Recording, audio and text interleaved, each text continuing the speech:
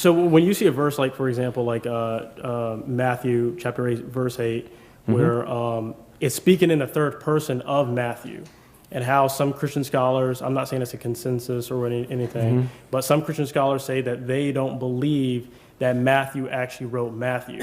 Do you believe that there is a possibility, like when it's saying the gospel according to Mark, that these are just people writing on behalf of them? You know, because like if I wrote, the gospel according to Frank, I'm writing on the behalf of you.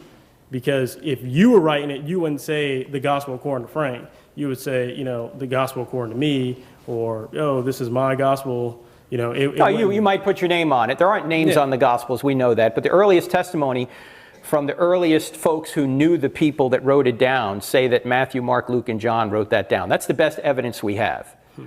Some scholars do dispute if Matthew wrote Matthew.